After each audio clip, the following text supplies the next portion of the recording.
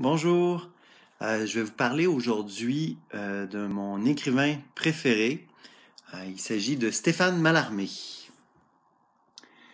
Stéphane Mallarmé est un poète de la fin du 19e siècle. C'est lui qui vient clore toute la séquence du symbolisme qui commençait avec Charles Baudelaire et qui s'est étendu avec Verlaine, Rimbaud, la Revue Blanche, le Parnasse, Théophile Gautier, tout ça. Donc, Mallarmé, c'est vraiment celui qui va mettre fin à cette aventure parce que c'est celui qui va la pousser le plus loin.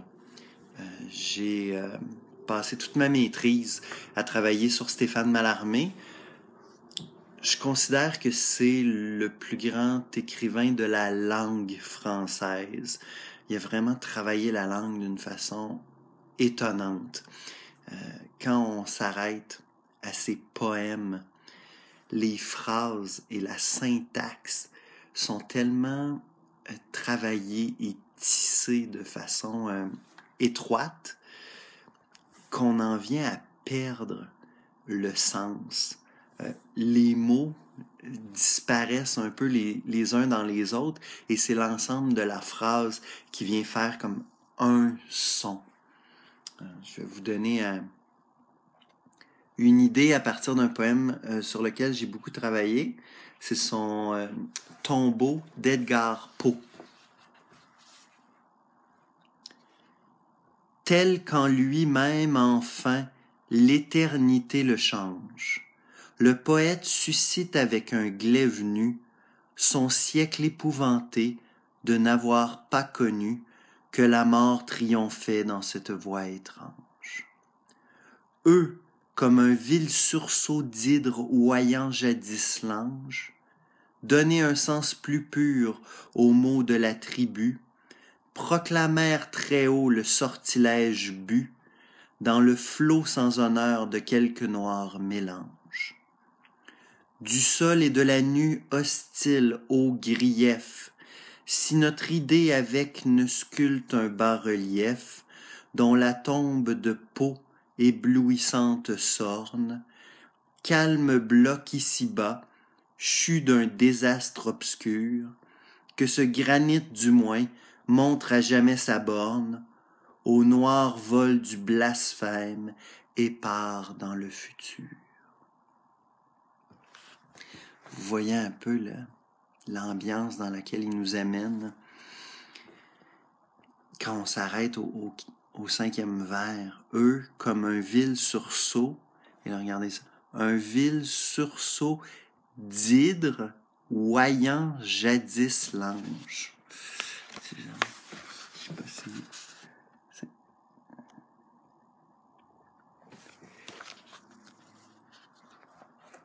Ce qui est décrit disparaît complètement.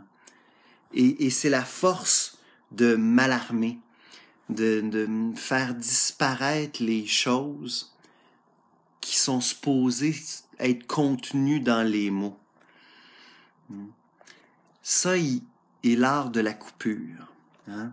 Blasphème épars dans le futur.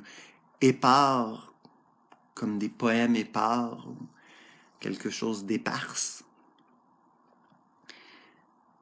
Mais ça peut s'entendre comme et-e-t, part, donc partir, et part dans le futur.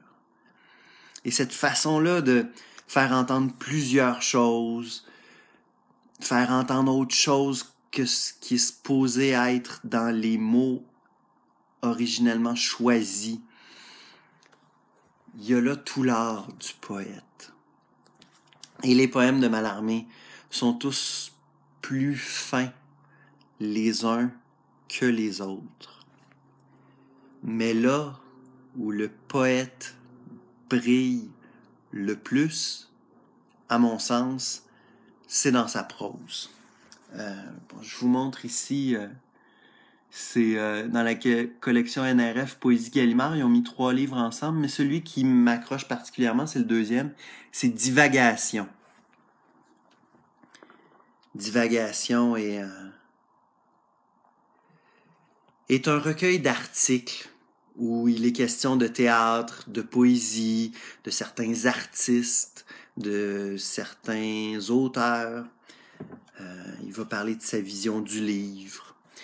Il y a un texte à l'intérieur de Divagation qui va faire date, c'est Crise de vers. Et je vous amène à la phrase qui, pour moi, synthétise l'esthétique mallarméenne. Elle se trouve dans ce texte-là. Donc, Crise de vers. Écoutez bien, j'ai vraiment passé beaucoup de temps à travailler cette phrase. Je dis une fleur et, hors de l'oubli où ma voix relègue aucun contour, en tant que quelque chose d'autre que les calices sus, musicalement se lève, idée même et suave, l'absente de tout bouquet. C'est ça, Mallarmé.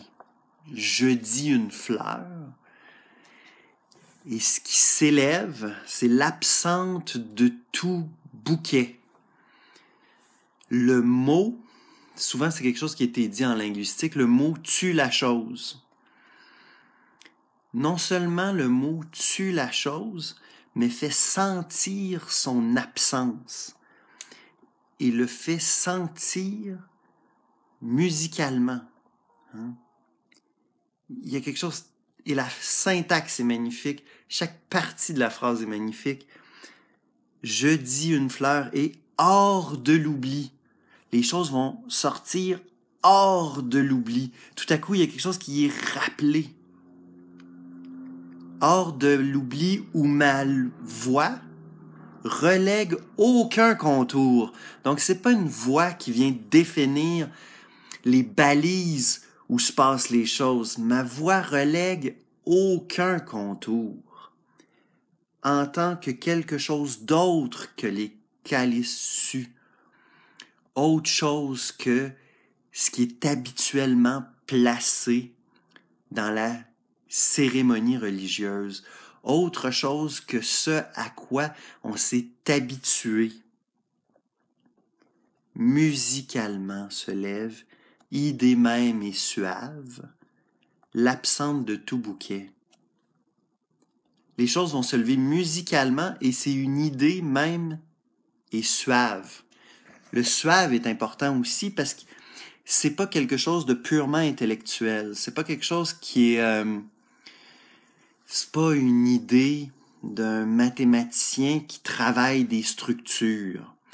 Il y a un effet suave et sensoriel à l'expérience mallarméenne du langage.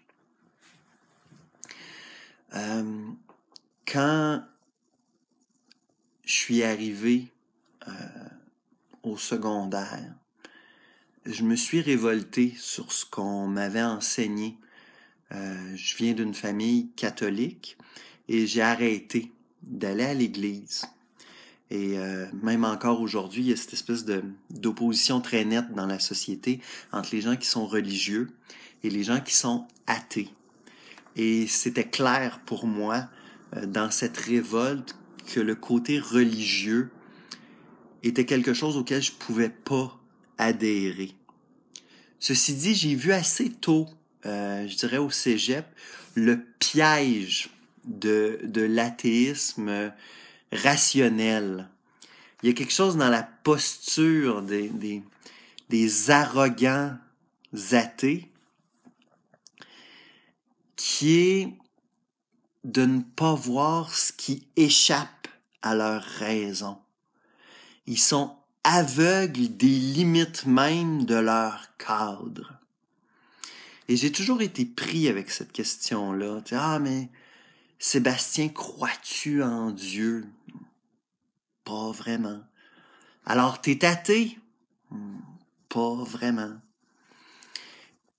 Et pour moi, ce qui répondait le mieux à la question spirituelle, c'était l'œuvre de Stéphane Mallarmé. J'ai toujours dit, j'ai une spiritualité mallarméenne. C'est-à-dire qu'il y a quelque chose dans le langage de Mallarmé qui touche le religieux dans ce qu'il y a de la piété et de l'humilité envers ce qui est plus grand.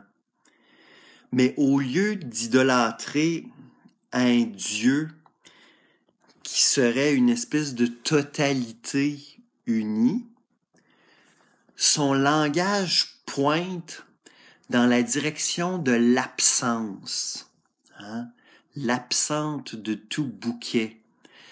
Et cette absence-là est au cœur même de la vibration de la vie. Parce que le travail du poète,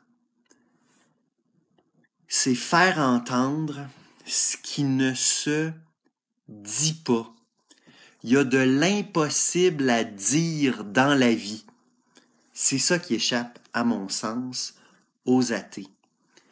Et le poète met le doigt sur l'impossible à dire et le fait entendre en donnant une place à une absence que Dieu ne comble plus.